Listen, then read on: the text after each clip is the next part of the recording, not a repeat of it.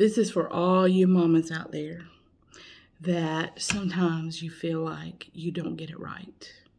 And sometimes you beat yourself up over it and you let it go on too long. So I'm going to tell you a story about this weekend. First, I want to, for those of you who know us, you know that I didn't start being a mom till I was 46. And we have this 12-year-old who is smart and bright and outgoing, and sometimes it's impossible to keep up with her. We keep trying, but we are doing the best we can.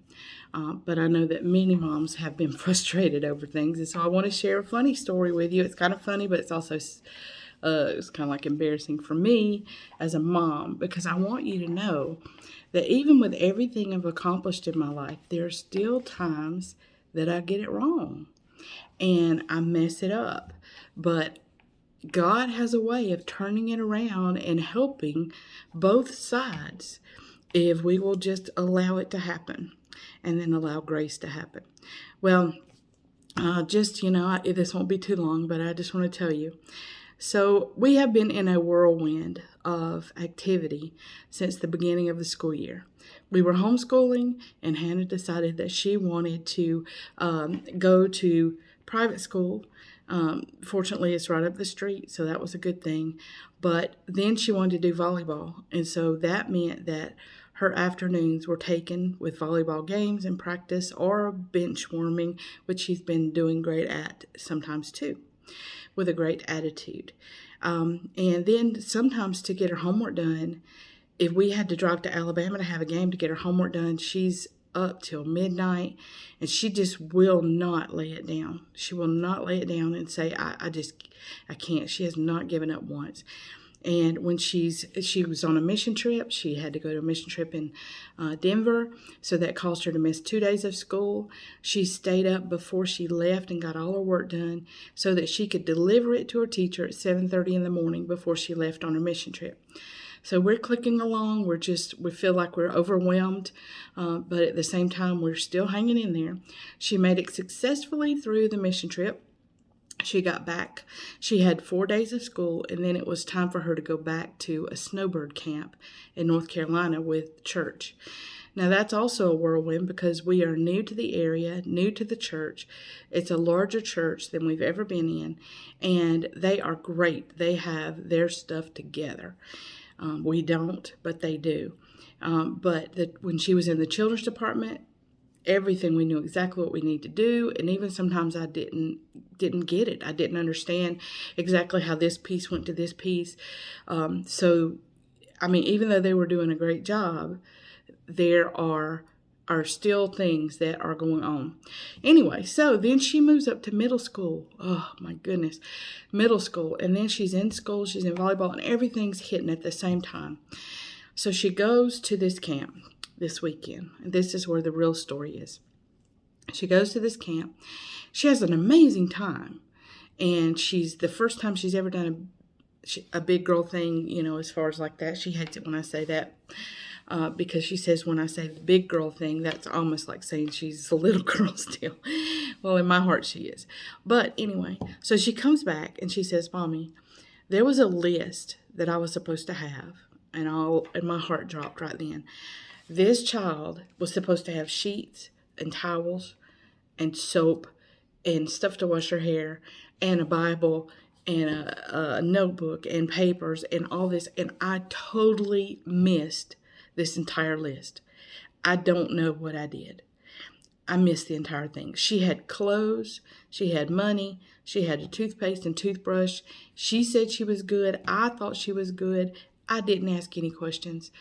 But here she is. So she's at camp. She doesn't have any sheets. So she figures out that she can use her blanket. And she said, Mommy, it wasn't even that cold. The blanket was enough. And I'm like, oh my goodness. And she has a towel. She doesn't have a towel. And she figured out, she said, well, you know what? I figured out that I could use the clothes I took off and dry myself with those, and they would be fine. And the whole time my heart is sinking. I'm like, I sent my child to camp, and she's like little Miss Orphan Annie, who has absolutely nothing, and she has everything here, but there at camp she has nothing. And I'm just mortified. I'm mortified for the appearance of it. I'm mortified for our counselors. I'm mortified that we're in this church and that we didn't do this. I'm mortified. And Hannah knows I'm mortified. And especially to just think of her sleeping there with no sheets. And she said, well, Mommy, I had extra coats I could put on if I needed to. And then she says this to me, and we need to learn this as adults. She said, Mommy, it was actually a good thing. And I said, what? She said, it was a good thing because I needed to learn how to survive and that I could survive if I needed to. And I also needed to learn that I had become too critical and I had become too negative. And I helped my friends this weekend. And when somebody wanted to say something that was negative, I was the one that was saying, we're not going to talk like that. Now she's living out in a situation where she could have rightly been negative and rightly been critical. But what she chose to do was to choose joy and the silver lining. That is a lesson from a 12-year-old. She gave me grace. She said, Mommy, this is not a big deal. I don't want you to worry about it. So listen, moms, there will be times that we mess up. There will be times that we forget it. We miss the 8 ball. And for those of you who have multiple children, God love you, because it is all I can do sometimes to handle just one and figure out all the pieces that have to go where they go. Running a business and doing all the other things that I do, and with the child, it is absolutely amazing that I can even figure out anything.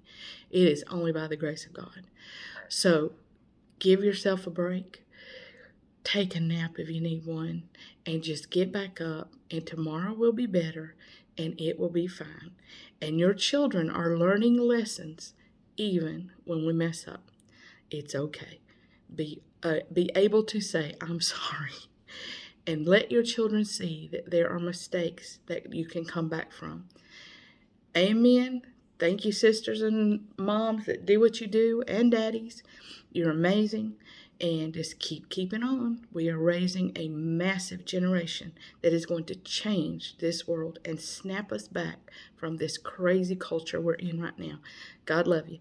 If you need any help, call us at Beautifully Broken Counseling, 615-332-4389, or you can look us up on the web at beautifullybrokencounseling.com, and you can fill out the intake form, and I will have a counselor call you right back and get you set up and see how we can help. Thank you. Have a great day. Bye-bye.